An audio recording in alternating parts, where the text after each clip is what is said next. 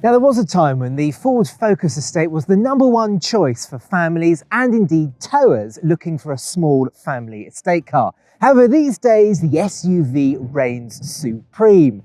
Now, Ford has just updated this Focus estate, and what we're going to find out is whether this is still a recommendable car or whether you should go and buy that SUV instead.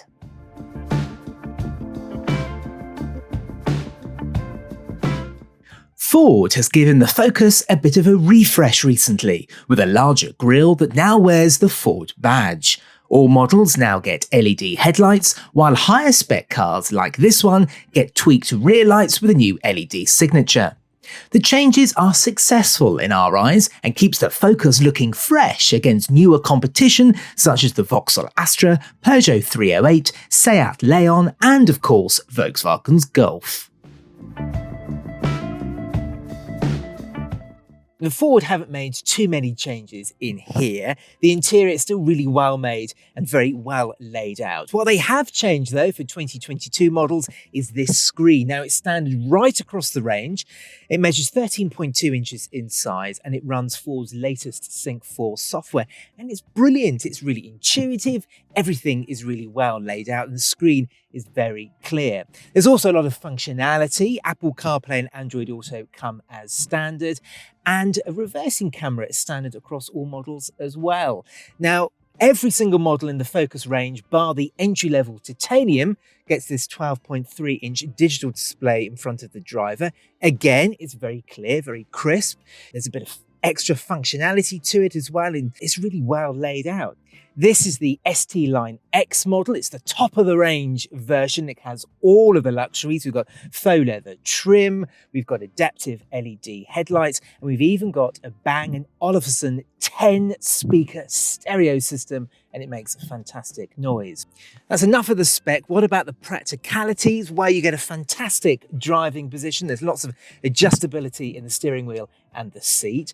Rear visibility is great as well because this is the estate car. There's extra windows back there and the thin pillars mean when you're reversing your Caravan is pretty straightforward. Like I said earlier, you do get a reversing camera as standard and it gives a really clear image. We've got the parking pack fitted to this car and that gives you an extra wide reversing view as well. And the last thing to mention is parking sensors are standard front and rear, and every single Focus estate gets a heated front windscreen as well. Now, there is no shortage of knee room back here. In fact, it is the longest car in its class for legroom. I mean, I'm just over 5'10", and there is acres and acres of knee room.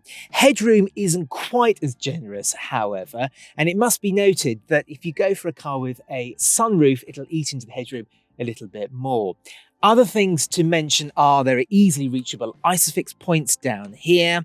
We've got an armrest with a couple of cup holders, and there's through loading as well. So if you need to load those long items or skis, if you're that adventurous, you can easily do that. And there are a couple of little charging ports down here, USB-A and a USB-C. At 575 litres, the Focus's boot is roughly on par with the Skoda Octavia and Volkswagen Golf, and the space is usefully square and wide. There are some neat touches too, like the boot floor that can be lifted up and clipped into a vertical position to act as a handy divider. Ford offers a detachable tow hook for a pretty considerable £750, but it does include trailer stability assist. Now, for this updated Focus, Ford has cut the engine range down. Now, you can only choose between 120 horsepower 1.5 litre diesel and a 1 litre turbocharged 3-cylinder petrol with either 125 or 155 horsepower. Now, both of those 1 litres are mild hybrids. Now, you're probably going to be expecting me to sit here and recommend the diesel to you. Well, I'm not actually, because here at the club, we recommend the 1 litre 155 horsepower. Yes, really. Now you're probably screaming at the screen now saying, a 1 litre engine in a tow car? Have you gone absolutely mad? Well, no, I haven't actually, because this engine is absolutely terrific. Now, this very car that I'm driving nearly clinched the 1200 to 1300 kilogram caravan weight class in the 2023 Caravan and Motorhome Club Tow Car of the Year Awards. It was narrowly beaten to the category win, and that's because this engine is really, really good. Now, it may be absolutely tiny, but it has terrific punch. Now, at Tow Car of the Year Awards, we always test each and every car with a fully ballasted caravan, and the car is also fully ballasted. And it was only on the 20% incline at the testing ground did this car actually struggle just a little bit. In all other circumstances, this car really, really impressed. Now, once you're hitched up, the Focus estate is very smooth. It doesn't move around a lot. It's the perfect partner to a small caravan, in fact. And of course, when you're unhitched, this car really does shine. Now, the Focus hatchback and the estate version has always been right at the top of the class for ride and handling. The chassis on this car is absolutely terrific. It just feels so light. And the same is true when you've got a caravan on the back as well. It really does instill a huge amount of confidence in you when you're towing. Now, not only does the chassis feel nice and light and agile, so does the steering. I mean, as soon as you turn the wheel, the car changes direction. It's just such an enjoyable car to drive on a twisting country lane.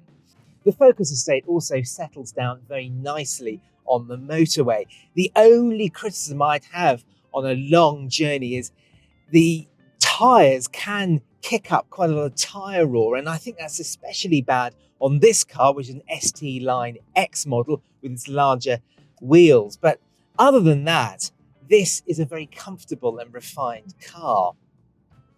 Now, this 1 litre 3-cylinder turbocharged petrol engine is a mild hybrid. So I don't want to bore you, but it does improve. That mild hybrid system does improve your fuel economy just a little bit, because the engine occasionally slips into electric power, only very occasionally. So fuel economy is boosted.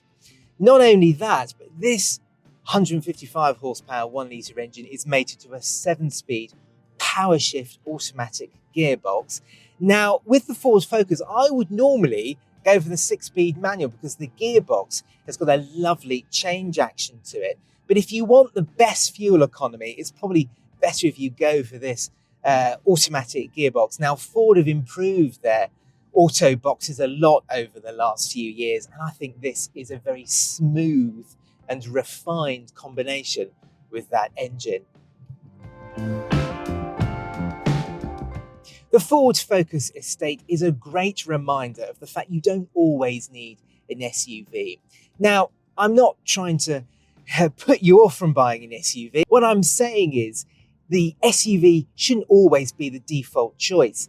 This Focus estate offers a huge amount to the tow car driver. It's got a great big boot, the rear passenger space is voluminous, and when you're unhitched, and of course when you're hitched, the Focus estate is a really great car to get behind the wheel of.